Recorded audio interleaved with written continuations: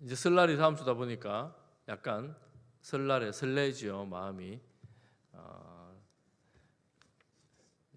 설날이 별로 기쁘지 않은 분들도 혹시 있을지 모르겠지만 여러분 명절을 맞으면서 기쁨으로 가족들과 함께 예배드리고 또 가족들과 함께 믿음의 교제를 나누는 그런 시간이 되기를 바랍니다. 요즘 나라가 너무 어수선하고 너무 혼란스러워서 걱정도 되고 또 기도도 합니다. 그런데 우리가 이런 나라의 이런 상황을 지나면서 우리가 어떻게 기도해야 될까, 또 어떻게 되기를 소망하며 바라야 될까, 사람들마다 생각이 좀 다르기도 하고 또 사람들마다 또 기도하는 방향이 다를 수도 있는지도 모르겠어요. 그렇지만 한 가지 확실한 것은 우리가 예수님을 믿는 사람들로 기도하는 것은 어쨌거나 질서가 바로 세워지는 거예요. 하나님은 질서의 하나님이시거든요. 질서가 바로 세워지는 것이고 또 거짓 불의는 어쨌거나 좀 제거되고 사라지고 거짓말은 좀 드러나고 정의가 세워지고 하나님 은혜가 흘러가고 이런 방향으로 우리가 함께 또 기도하고 그것뿐만 아니라 또 민주주의 이 정치 체계는 입법, 사법, 행정이 따로 나누어져 있는 그런 정치 체계가 아닙니까? 그렇다면 입법, 사법, 행정이 각자의 자리에서 각자의 위치를 유치해서 바르게 정의롭게 그 역할들을 감당해 나갈 수 있도록 서로가 견제하기도 하지만 협력하기도 하고 또 조율하기도 하면서 바르게 나라를 세워갈 수 있도록 여러분 기도해 주시기를 바랍니다. 혼란할 때에 이런 갈등이 많은 때에 정말 이 갈등을 조정할 수 있고 갈등을 이렇게 모아갈 수 있는 백성들의 마음을 모아갈 수 있는 그런 지도자들이 정말 그리운 그런 때입니다. 하나님께서 이 땅 가운데에 그런 사람들을 세워 주시기를 바라면서 또 하나님의 뜻이 이제 이루어질 텐데 하나님의 뜻은 반드시 이루어질 거예요. 근데 기도하는 성도들을 통해서 이루어갈 거니까 여러분 기도하시면서 이 시대를 지날 수 있기를 바랍니다. 우리가 요한복음을 봅니다. 요한복음은 제가 몇 해 전에 난예배 때 한번 길게 보았던 말씀인데 다시 요한복음을 보면서 늘 새로워요. 말씀은 그때 제대로 본다고 제대로 보았지만 또 늘 새롭고 또 너무 참 좋은 말씀이라는 것을 또 느낍니다. 요한복음은 여러분 첫 구절부터 모든 복음서가 다 그렇지만 예수님이 누구신가에 대해서 집중을 합니다. 그런데 다른 복음서와 다른 것은 예수님의 모든 일대기를 전부 다 기록하지는 않습니다. 다 전부 다를 기록하지는 않지만 태초부터 있었다고 이렇게 시작하면서 이렇게 기록을 합니다. 그래 우리가 이제 기독교 신앙을 말할 때 예수님을 믿는다라고 말할 때 우리가 믿는 믿음의 대상 예수님이 어떤 분이신지 예수님이 누구신지를 제대로 알고 바로 알고 믿는 게 얼마나 중요합니까? 덮어놓고 믿을 수는 없고 알고 믿어야 되는데 그 예수님이 오늘 이제 1장은 요한복음 전체 서론이라 할 수 있는데 1장에서 예수님이 어떤 분인지에 대해서 말씀을 합니다. 그러니까 예수님이 누구신가라는 이 큰 주제는 예수님이 이 땅에 살 때부터 시작해서 이 땅에 계셨던 주전 영세기 그때부터 시작해서 주전 1세기부터 시작해서 계속해서 지금까지 오늘날까지 큰 주제입니다. 예수님이 누구신가? 예수님이 누구신가? 계속해서 예수님이 누구신가를 계속 토론하고 책이 나오고 또 논쟁을 해 나가는 그런 분이 바로 예수님입니다. 지난해에 우리나라 인터넷에서 유튜버들 가운데에 토론을 하는 유튜버들이 있고 인문학 서적을 설명해 주는 유튜버들이 꽤 있는데 그 중에 조회수가 100만 회가 넘는 엄청난 그런 사람들이 있어요. 토론하고 혹은 인문학 서적을 읽어주는 분들이 있는데 그분들이 지난해에 종교 시리즈를 쭉 했어요. 기타 종교 시리즈를 우리나라에 있는 종교를 토론을 통해서 그리고 혹은 인문학 서적을 통해서 쭉 이렇게 얘기를 했는데 그 중에 인창기가 또 기독교잖아요.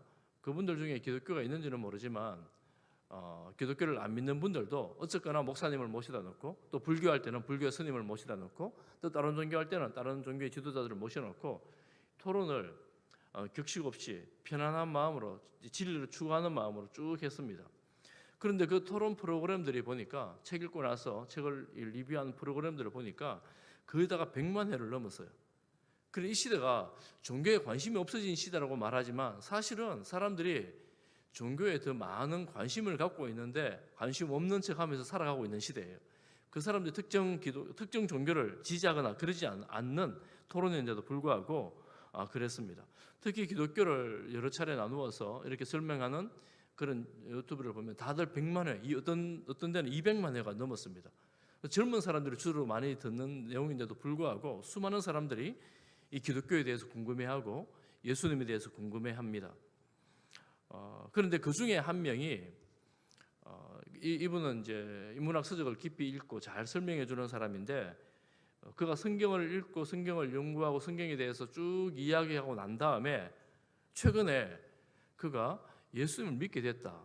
원래 반대 기독교 안티그리스도인인데 안티인데 예수님을 믿게 되었다. 자기가 이걸 공부하면서 성경을 보면서 이렇게 말하는 거예요. 그래서 사람들이 엄청 놀랐죠. 그리고 어떤 사람 댓글을 적어 보니까 당신 믿을 줄 알았다고 이렇게 기도했다고 뭐 이런 댓글들이 많이 나오고 혹 어떤 안 믿는 사람들은 조소를 하기도 하고 약간 이런 댓글들이 달렸습니다. 이 유튜브가 100만 회가 넘는 조회수를 가진 유튜브입니다. 그리고 갑자기 자기도 놀란 거예요. 이런 기독교 성경에 대한 리뷰를 하는데 이런 조회수가 늘어난 걸 놀란 거예요. 자기는 이렇게 설명해요. 그분은 사람들이 종교에 대해서 관심을 가지게 된 이유가 뭐냐면 오늘날에 물질주의의 끝자락에 와 있기 때문이다. 아주 굉장히 진지한 분석을 이렇게 해놓았습니다. 유튜브가 여러분 이렇게 되게 진지하게 기독교에 접근하고 예수님을 바라보면서 이제 믿는다라고 말하게 됐다는 거예요. 저는 그분이 예수님을 진실로 제대로 믿는지는 잘 모르겠습니다. 그런데 그분의 이야기 쭉 들어보면 확실한 게 한 가지가 있는데 그게 뭐냐면 성경에서 말하는 것은 사랑하라고 가르친 것이고 예수님도 사랑하라고 말씀하셨고 이 사랑은 그저 나를 위한 위기적인 사랑이 아니라 아가페 사랑이다. 그리고 남을 사랑하는 것이다. 이렇게 사랑할 수만 있다면 그 인생이 가장 가치 있는 인생이다. 이렇게 가르친 그 예수라는 분은 정말 탁월하신 분이시다. 그래 나는 그 예수님을 이제 믿는다라는 이런 주 내용이었습니다. 여러분 성경을 보면서 예수님에 대해서 이렇게 고백하고 있는 사람들이 사실은 많이 있습니다. 성경을 보면서. 그런데 그 예수님을 내가 믿기로 했다 그러니까 여러분 이런 그 많은 독자를 가진 유튜버가 이렇게 고백하는 게 요즘 오늘날의 젊은이들에게 얼마나 많은 영향을 미칩니까? 그래서 나도 예수님 믿기로 했다는 젊은이들도 있고 기독교 교회는 반대하지만 예수님에 대해서는 관심이 생겼다. 이런 사람들도 많이 있습니다. 긍정적인 댓글이 굉장히 많이 있어요. 그런데 저는 이것만을 가지고 이 사람이 진리 예수님을 바로 믿는다라고 말하기에는 조금 부족하지 않나라고 생각하면서 오늘 말씀을 시작을 합니다. 그분의 주장 중에 한 가지가 이런 주장이 있어요. 오늘날 교회에서 대중과 소통을 하는 방식이 조금 잘못된 게 있다. 그게 뭐냐면 용어 선택이 너무 종교적이기 때문에 대중들이 이해하는 게 조금 어려운 측면이 있다. 정확한 소통이 잘 안 된다. 이런 측면의 말을 했습니다. 예를 들면 주님이라는 말을 쓸 때 이 주라는 말은 오늘 우리가 잘 쓰는 말이 아니다. 기독교가 주님이라고 쓰는 용어의 뜻은 오해가 돼서 전달되기 때문에 제대로 전달이 안 되고 있다. 이런 말들을 합니다.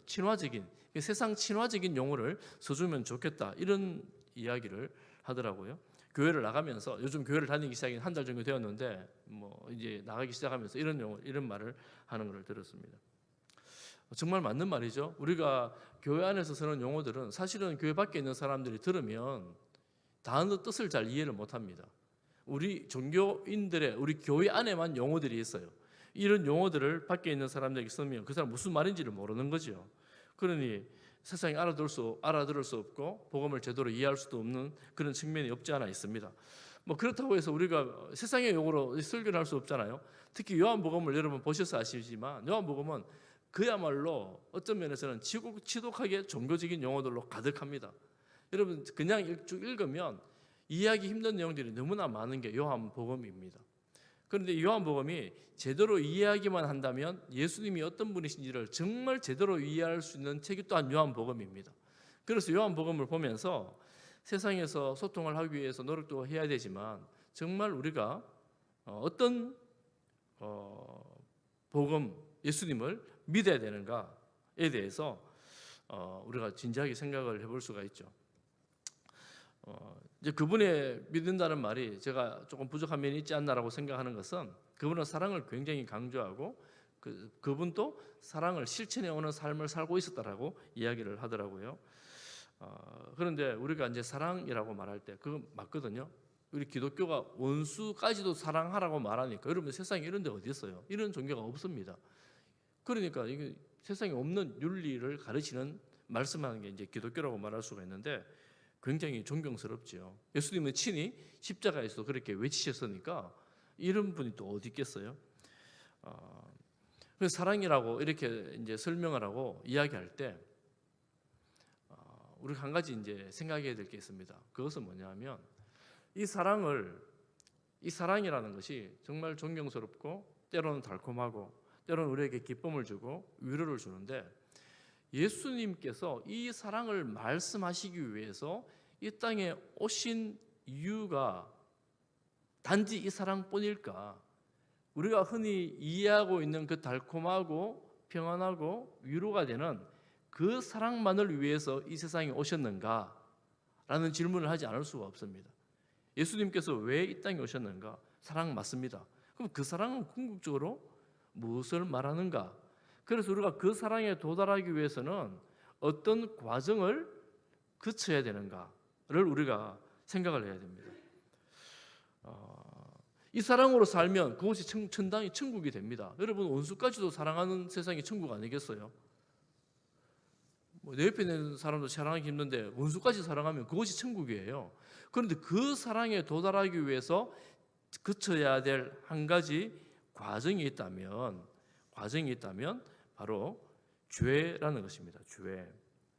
우리는 죄라는 것을 거치지 않고 사랑을 이해하기는 기독교적으로 성경적으로 사랑을 이해한다는 다 전부 다라고 말한다는 것은 사실은 말이 안 되는 이야기입니다. 왜냐하면 예수님은 땅에 오신 것이 구원을 위해서이고 이 구원이라는 것이 내가 병에서 구원받았고 이 평화가 없는 전쟁터에서 구원을 받았고 또 이 어려운 경제 상황에서 구원을 받았고 이 세상에서의 구원만 아니라 이 성경에서 말하는 이 구원은 그리고 영생이라는 이런 개념들은 세상에서 말하면 사실은 이해하기가 좀 어렵습니다. 그래서 너희들은 죽어서 천국에 가는 것만 구원이라고 말한다면 이게 얼마나 이기적이냐. 너희들만 천국 가려고 예수님 믿는 거냐. 천국 가면 그게 다냐. 이 세상이 얼마나 전쟁도 있고 미움도 있고 혼란스러운 세상인데 이렇게 이제 토론이 시작이 되겠지요. 그런데 여러분 천국, 영생 이런 성경에서 말하는 개념들을 우리가 좀 잘 이해를 하고 또 이것들을 이 세상에서 어떻게 살아내야 되는가를 그 사랑으로 살아내는 삶에 대해서 우리에게 이게 적용을 해낼 수 있어야 되는 거죠. 말씀을 보면서. 그래서 우리가 이 요한복음을 보면서 예수님께서 이 땅에 오신 모습 그리고 예수님에 대한 반응 오늘날 나는 어떻게 예수님에 대해서 반응하는가를 생각을 해본다 그러면 좀 더 구체적으로 우리 삶에 적용이 되지 않겠나 하면서 오늘 이 본문 1장을 가지고 예수님은 어떤 모습으로 이 땅에 오셨는가 그리고 이 세상은 예수님에 대해서 어떻게 반응하고 있는가를 어떻게 반응해야 되는가를 좀 보려고 합니다. 오늘 요한복음 1장에 보면 예수님은 두 가지 모습으로 이 땅에 오셨다고 말씀합니다. 한 가지 모양은 빛입니다. 빛으로 오셨어요. 우리는 지금 빛을 보고 있습니다. 이 전등이 빛을 보고 있습니다. 여러분 빛이 오니까 여러분 빛이 온 걸 알잖아요. 왜 빛으로 왔을까요? 예수님이 왜 빛으로 오셨을까요? 여러분 이 불을 왜 켭니까? 어두우니까 켜죠. 어두우니까. 세상이 어두우니까 빛으로 오신 거예요. 그러면 어두움은 빛이 오면 물러가게 되어 있습니다. 어두움은 떠나가게 되어 있습니다. 그런데 어두움은 이 예수님이 빛으로 오셨는데 이 어두움은 똘똘 뭉쳐가지고 떠나가지 않고 빛으로부터 저 멀리 도망가 버리는 거예요. 저 딴 데 구석에 숨어 있는 거예요. 이렇게 세상에 오셨다라고 말합니다. 이 요한복음의 저자는 요한계시록의 저자이기도 합니다. 그래서 요한신학이다 이런 말을 쓰기도 하는데 요한계시록에 보좌 위에 계신 하나님의 얼굴이 나오지 않습니다. 어떻게 나옵니까? 보석의 모습으로 나옵니다. 빛나는 보석이에요. 천국에는 태양이 없습니다. 달도 없습니다. 왜냐하면 주님께서 빛이 되시기 때문에 그 광채에 의해서 어둠이 없습니다. 빛이에요. 그러니 예수님은 어쩌면 태초부터 빛으로 계셨었는데, 그런데 두 번째 개념 오신 이 빛이 이 땅에 올 때는 어떤 모습으로 오시는가 하면 인간의 모습으로 오셨다, 이렇게 말합니다. 인간의 모습으로.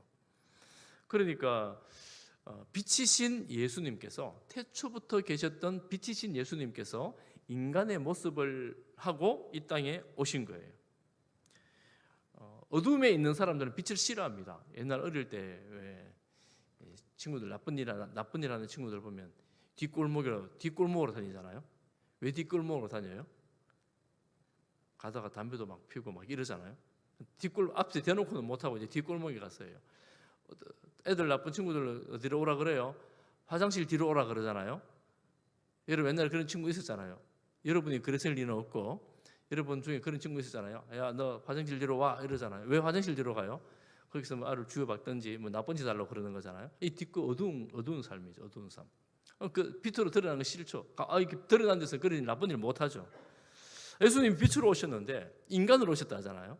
그러니 그런 어두운 삶에 대해서 드러내시기 위해서 인간으로 오신 거예요. 인간으로 오신 거예요. 그럼 빛은 계속해서 어두운 데로 더 들어가게 되고 더 예수님을 반대하게 되고 이렇게 되는 거죠.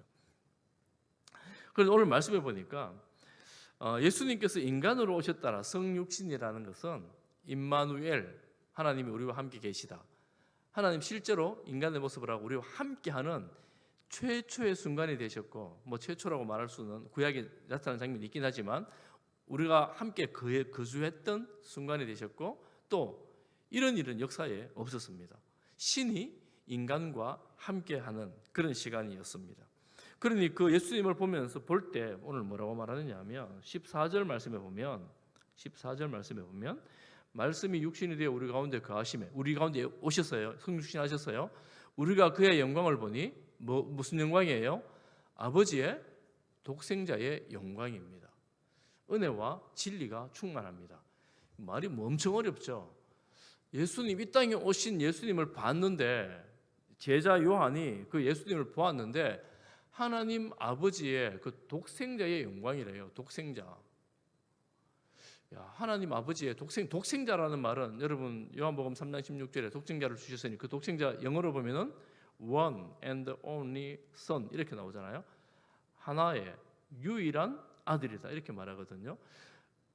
이 제자들의 인식 속에서도 예수님은 하나님의 한 분뿐인 그리고 유일한 아들이시다라는 고백인데, 그러면 이 인간 예수님을 보면서 하나님이 보인 거예요. 하나님이. 과연 그러면 우리가 옛날 성화에 보면 예수님 얼굴 뒤에 이런 아우라가 있잖아요. 여러분 그런 성화 보셨죠? 예수님 얼굴 뒤에 이런 둥그란 해 같은 게 있잖아요. 이게 아우라라 하나요? 그런 거 있잖아요. 실제로 예수님이 이 땅에 계실 때 그런 막 빛난 얼굴이 막 빛이 나고 아우라고 있고 막 이랬겠습니까? 여러분 어땠을 것 같아요? 근데 이사야서를 보면 예수님은 그렇지 않아요. 예수님은 지극히 인간이었어요. 인간 그 자체였습니다. 그 모양으로 보기에는 찌르면 아픈, 손에 못속을 받으면 소리치는, 채찍이 맞으면 피눈물 나는 그런 인간이셨어요. 정말 인간이셨어요. 그런 인간의 모습인데, 그럼에도 불구하고 그 예수님 안에는 영광이라는 말을 저는 이렇게 여러분에게 좀 설명드릴 수 있습니다. 하나님 되심, 그분의 하나님 되심을 그분의 모습을 통해서 볼 수 있었다라는 거예요. 다른 사람들과 다른 아우라는 없을지라도 하나님을 볼 수 있었다는 것입니다. 범상치 않았다는 거죠. 그래서 그분을 따르는 사람들도 있었습니다. 그분을 따르면서 그분의 제자가 되기도 하셨습니다. 그러면 예수님은 왜 이렇게 굳이 인간으로 오셔야만 하셨을까? 제가 세가족 모임하면서 엄청 강조하는 내용인데요. 왜 예수님이 인간으로 오셔야만 하셨을까? 예수님은 하나님의 아들 신이신데, 하나님이신데 왜 인간의 모습으로 이 땅에 오셨어야 했을까? 그 심지어는 예수님의 사람들 손에 죽잖아요. 이렇게 설명할 수 있습니다. 왜 인간으로 오셔야만 하셨을까? 그것도 피조물의 손에 죽는데 그 죽음 때문에 인간으로 오신 거예요. 죽기 위해서. 하나님 눈에 보이지 않습니다. 그리고 하나님이 죽을 수는 없습니다. 죽으면 하나님이 아닌 거죠. 죽을 수는 없습니다. 그래서 예수님은 인간이 되신 거예요. 왜냐하면 인류를 구속하시기 위해서. 인간을 구속하시기 위한 온전한 제물이 되기 위해서 인간이 되신 거예요. 인간이 죽어야 하기 때문에 모든 인간의 죽음을 대신한 죽음이었습니다. 그래서 이 예수님을 믿는 사람은 구원을 받습니다. 여러분 예수님 믿으시죠? 구원을 받는 거예요. 구원을 받습니다. 왜요? 나를 위해 죽으신 죽음이라는 걸 믿기 때문에 그렇습니다. 그런데 오늘 이 요한복음 1장에 보면 요한복음이 계속 그렇게 나오는데 이 예수님에 대해서 빛으로 오시고 인간으로 오신 예수님에 대해서 반응이 두 가지가 있어요. 반응이 두 가지. 한 가지는 믿지 않는 것입니다. 어둠이 깨닫지를 못하는 거예요. 빛이 와서 밝히 드러나는데 무슨 소리냐? 내가 무슨 어둠이냐? 이렇게 오히려 도리에 큰 소리를 치는 거예요. 네가 이상한 거지 내가 이상한 게 아니다. 이렇게 큰 소리를 치는 거예요. 깨닫지도 못합니다. 알지도 못합니다. 오늘 1장 10절에 보니까 그가 세상에 계셨으며 세상은 그로 말미암아 지은 바 되었어도 세상이 그를 알지 못하였다. 이렇게 말하죠. 5절 말씀에 빛이 어둠에 비치되 어둠이 깨닫지 못하더라. 어둠이 어떻게 빛을 깨닫지 못할 수가 있어요? 예수님이 창조주로서 인간을 만든 주인으로서 이 땅에 오셨는데 지음 받은 그 인간들이 예수님을 몰라보는 거죠. 예수님을 모르는 겁니다. 11절에도 자기 땅에 오셨는데 자기 백성이 영접하지 않았다 이렇게 말합니다. 창조주시니까 내가 지었으니까 이 백성이 다 내 거예요. 자기 땅이에요. 그런데 그 백성들이 왕을 주인을 인정하지 않는 것입니다.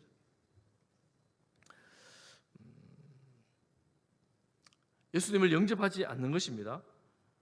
믿지 않는 거예요. 왜 영접하지 않고 왜 믿지 않을까요? 여러분 주변에 안 믿는 사람 많잖아요. 믿음이 있는 것 같지만 믿음 없는 사람도 있습니다. 어떤 경우에는 교회를 다닌다고 하지만 예수님을 온전히 아직 덜 믿는 분들도 계십니다. 믿는 과정 중에 있는 분들도 계세요. 왜 믿지 않을까? 여러분 왜 믿지 않을 거라고 생각하세요? 왜 예수님을 창조하신 분으로 하나님을 주인으로 믿지를 않을까요? 여러분 이제 우리가 죄를 설명할 때 가장 근본적인 죄가 무엇이냐라고 말한다면 피조물인 인간이 이게 교회 안에서 할 수 있는 말입니다. 밖에 나가면 이런 말 좀 통할지 않죠. 피조물인 인간이 창조주이신 하나님을 하나님으로 인정하지 않는 겁니다. 가장 근본적인 죄는 피조물인 인간이 내가 창조주인 양, 내가 주인인 양 살아가는 것이 가장 근본적인 죄입니다. 하나님 없어도 살 수 있다고 주장하는 것 자체가 하나님 앞에서는 굉장히 오만 불순한 태도이고 죄가 되는 것입니다. 그러니 창조주를 인정하면 내가 피조물이 되는 거예요. 피조물이 된다는 것은 나의 왕됨을, 나의 주권을 훼손하는 겁니다. 그래서 창조주도 부인하고 창조주가 없으니 죄도 내가 정의하는 게 죄가 됩니다. 성경의 죄와는 달라지는 거죠. 아니면 이렇게 해서 예수님을 믿지 않는 겁니다. 요 반대 극단적인 반대가 한 가지 있는데 그것은 뭐냐면 나는 예수님을 믿어. 예수님 좋은 분이야. 어떻게 믿냐면 이렇게 믿는 거예요. 예수님은 온 인류를 위해서 자신이 헌신을 해서 생명을 주셔서 그래서 우리의 모든 죄를 다 용서해 주기 때문에 모든 인류가 다 예수님의 사랑으로 구원을 받았어라고 믿는 겁니다. 이게 한 신학의 조류입니다. 만인 구원론이라는 겁니다. 만인 구원론. 하나님은 사랑은 많으시기 때문에 하나님이 사랑이 많으신 분이시기 때문에 이 세상에 믿지 않는다고 지옥에 보낼 수 없다라고 주장하는 거예요. 그래서 세상 모든 사람이 다 구원받는다는 이론입니다. 신학에 그렇게 주장하는 사람들이 있습니다. 만인 구원론이에요. 여러분 정말 좋잖아요. 만인 구원론 얼마나 좋습니까? 하나님은 사랑이 많으시기 때문에 세상 모두를 구원하신다. 얼마나 멋집니까? 그런데 성경은 그렇게 말하지 않습니다. 어떻게 말합니까? 어떻게 말합니까? 믿지 않으면 멸망이다 이렇게 말하죠. 요한복음 3장 16절 하나님의 세상을 이처럼 사랑하사 독생자를 주셨으니 이는 그를 믿는 자마다 멸망하지 않고, 그럼 믿지 않는 사람은 멸망한다는 거예요. 멸망. 그건 다 구원받는다라고 말하는 말은 성경의 가르침이 아닙니다. 그래서 세상에 믿지 않는 사람들이 이렇게 있어요. 믿으려고 하지 않습니다. 계속 거절합니다. 그런데 어떤 사람은 믿습니다. 예수님을 믿어요. 믿습니다. 영접합니다. 그들에게는 하나님의 자녀가 되는 권세가 주어집니다. 하나님의 자녀라는 이 권세, 하나님 아들, 딸이라는 이 권세를 믿는 자들이 받게 된 것입니다. 여러분 하나님의 자녀가 되었다라는 사실이 여러분에게 주는 느낌이나 감동이 있지 않아요? 내가 하나님의 자녀구나. 우리 하나님이 창조주시구나. 우리 하나님이 나를 사랑하시는구나. 나를 끝까지 포기하지 않으시는구나. 이런 생각들이 있습니다. 그래서 우리가 예수님을 믿을 때 이런 안도감 속에서 평안한 가운데 살아갈 수가 있습니다. 예수님을 영접한다는 것은 어떤 것일까요? 예수님을 영접한다는 것, 예수님을 창조하신 하나님으로 내가 마음에 받아들이는 것입니다. 내 마음에 나의 죄를 위해서 죽으신 분으로 받아들이는 것입니다. 제가 다음 주에 한 번 더 말씀을 드릴 거예요. 그리고 예수님이 내 인생의 주인이다라는 사실을 내가 순종해야 될 분이라고 고백하며 따르겠다라고 받아들이는 것입니다. 그런데 내 욕망과 내 안에 있는 더러운 죄성들을 내가 스스로 정리를 하지를 못해요. 그래서 이걸 예수님께 맡겨드리는 겁니다. 주님, 내 안에 있는 이 깊은 무질서, 어두움을 정리해 주십시오. 깨끗하게 정리해 주십시오. 이렇게 주님께 맡겨드리는 겁니다. 주님께 맡길 때 놀랍게도 하나님의 그 평안, 하나님의 위로, 하나님의 그 은혜들을 경험할 수 있게 되는 것이죠. 스포일이라는 사람이 이렇게 말했습니다. 이 말이 너무나 강력해서 제가 좀 가져왔는데 한번 들어보십시오. 인간이 거룩함을 경험할 때 가장 뚜렷하게 느끼는 감각은 자신이 피조물이라는 압도적이고 벅찬 인식이다. 제가 다시 한번 읽어드리겠습니다. 인간이 거룩함을 경험할 때 가장 뚜렷하게 느끼는 감각은 자신이 피조물이라는 압도적이고 벅찬 인식이다. 여러분 세상에 사람들이 살면서 내가 이 세상을 책임져야 되고 내가 이 세상에서 내 인생에 내가 주권자이고 내가 뭔가를 해나가고 이루어 나가야 되는 사람이라는 이 막중한 부담감으로 살아갈 때 여러분 하나님이 평안을 주십니다. 어떻게 해요? 마음 예수님을 영접함으로. 영접할 때 어떤 일이 생기느냐 하면 내가 피조물이구나. 내가 하나님의 자녀구나 하는 이런 정말 말로 설명할 수 없는 하나님의 그 사랑이, 여러분 아마 구원의 감격을 경험하실 때 그런 경험이 있는지 모르겠습니다. 하나님의 사랑이 밀려오면서 주체할 수 없는 하나님의 사랑에 반응하게, 사랑의 눈물로, 통제할 수 없는 눈물로 이렇게 반응하게 되죠. 그 하나님의 사랑이 너무너무 커서 내가 하나님의 사랑을 느끼게 될 때 이제 헌신을 다짐하기도 하고 결단하기도 하죠. 이게 예수님의 은혜로 말미암아 우리 하나님의 자녀로 세워지는 순간입니다. 예수님이 나의 인생의 주인입니다. 이렇게 여러분 고백할 수 있는 분들, 그런 분들 예수님 영접하신 분들이에요. 내가 언제 영접했는지 모르겠는데 예수님 영접하신 분들이에요. 여러분 예수님이 여러분 인생의 주인이십니까? 여러분 내가 예수님이 내 인생의 주인입니다라고 말하는 것은 믿지 않는 사람 할 수 없는 말이에요. 그래서 성경에는 말하죠. 성령이 아니고서는 할 수 없는 고백이 예수님이 내 인생의 주인입니다라는 고백이에요. 왜냐하면 세상은 나의 즐거움을 위해 살거든요. 나를 위해 살거든요. 이거는 곧 내가 주인인 삶이에요.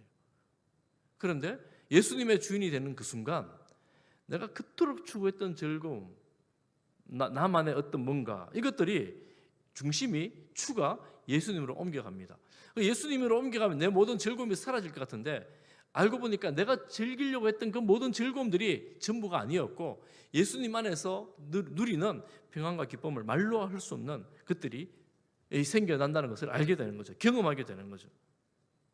그래서 우리가 죄인이라는 사실을 비로소 고백하면서 내가 하나님의 피조물인 것이 얼마나 다행인지, 내가 예수님을 믿게 된 것이 얼마나 천만다행한 일인지 이걸 비로소 알게 되는 거죠. 이게 이제 하나님의 은혜입니다. 하나님의 은혜. 그래서 예수 그리스도를 알게 되는 사람, 믿는 사람들은 은혜 위에 은혜를 경험하는 삶을 살아가게 됩니다. 예수님을 믿는 사람들이 가지는 어떤 기쁨이나 그리고 즐거움이나 행복이라는 것은 바로 이 은혜에서 시작되는 거예요. 압도적인 그 은혜, 하나님의 사랑에 대한 압도적인 감사, 어떤 것들로 바꿀 수도 없는 그런 감사함을 경험하게 되는 거죠. 이런 나를 사랑하다니, 여러분, 이런 나를 사랑하다니, 내가 어땠어? 내가 이만큼 살면 됐지. 내가 나쁜 짓을 했나? 내가 얼마나 열심히 사는데, 내가 이루어놓은 성취가 얼마나 많은데, 이런 나라니. 목사님 그렇게 말씀하지 마세요. 나는 대단한 사람이에요.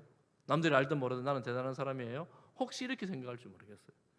그런데 주님의 그 밝은 빛 앞에 들어가는 순간 나의 죄성과 나의 연약함이, 인간의 연약함이, 나의 한계가 뚜렷이 드러나면서 내가 이 세상에서 정말 고개 들고 살 수 있는 인간이 아니구나.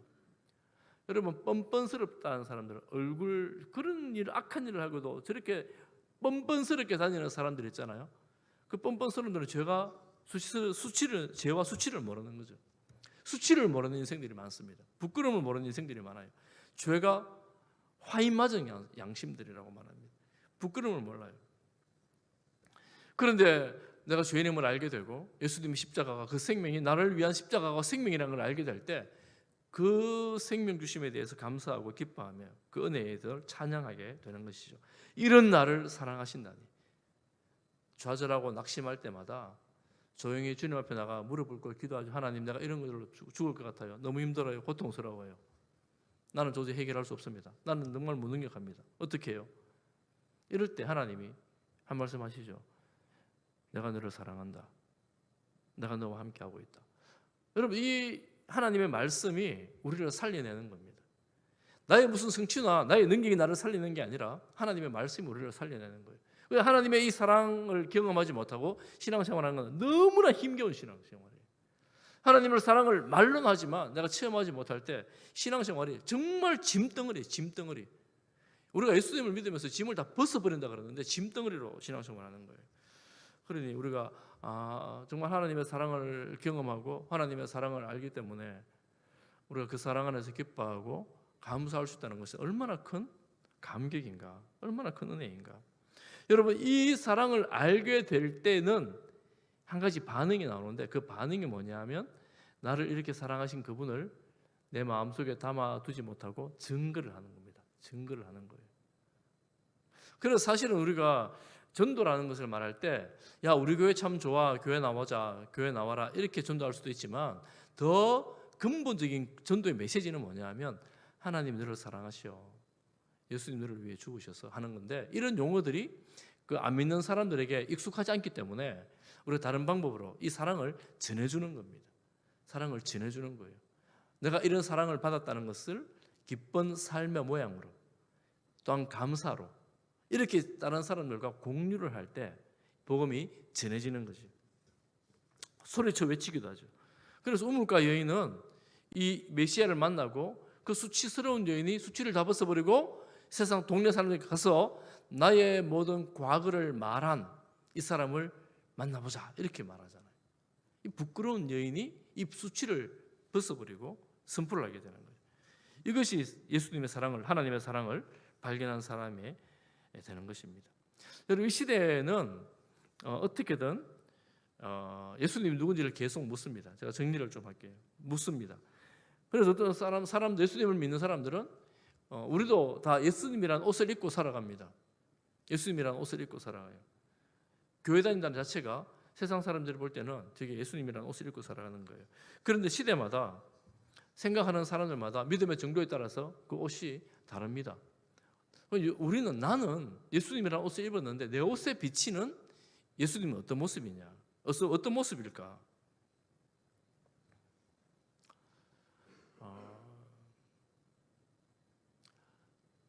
우리가 천국에 가면 흰 옷을 입을 거예요. 그런데 흰 옷을 입는데 계시록에 보니까 예수님 피에 빨았대요. 피에 빨았는데 옷의 색깔이 하얗대요. 피에 빠르면 색깔이 어떻게 돼야 돼요? 빨개야 되잖아요. 근데 하얗대요. 이거 말이 안 되잖아요. 우리의 이 옷에는 하얗지만 죄의 흔적이 있습니다. 죄의 흔적이 있어요.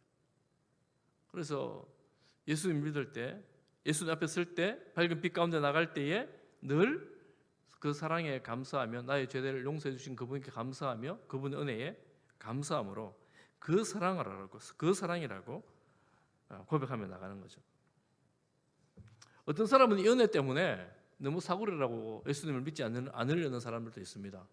내가 뭔가를 해야지, 내 공로를 해야지 이렇게 주장하는 사람이 있습니다. 어떤 사람은 예수님을 이단자라고 말하기도 합니다. 예수님을 이단자라고 말하는 그들이 이단입니다. 어떤 사람들은 예수님을 민중의 지도자라고 말합니다. 민중들을 구원하기 위해서 이 땅에 오셨대요. 예수님은 민중만 아니라 부자들도 모든 사람을 구원하시는 분이 예수님이십니다. 그래서 모두의 구원자가 되십니다. 어떤 사람은 예수는 좋은데 교회는 싫대요. 그리고 교회는 나가기 싫대요. 그 사람은 교회의 머리가 예수님이신 줄을 모르든지 아니면 교회의 머리가 예수님인 것을 부정하든지 그런 사람입니다. 어쨌거나 역사 이래로 수많은 사람들이 예수님에 대해서 연구하고 탐구하고 믿고 따르기도 하고 비난하고 또 정죄하기도 하고 없애버리려고 했지만 오히려 이 땅 위에 복음은 계속해서 증거되고 있습니다. 없앨 수가 없습니다. 왜일까요?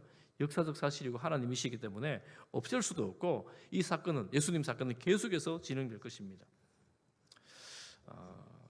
우리가 이 예수님을 생각하면 우리에게 생명 주신 그분을 생각하면 우리의 삶이나 우리 생각 속에 예수님이 머물러 있고 여전히 살아 계셔서 이 예수님으로 살아가는 그래서 예수님을 전하는 생명력 있는 그런 성도들로 살아갈 수 있기를 간절히 축복합니다.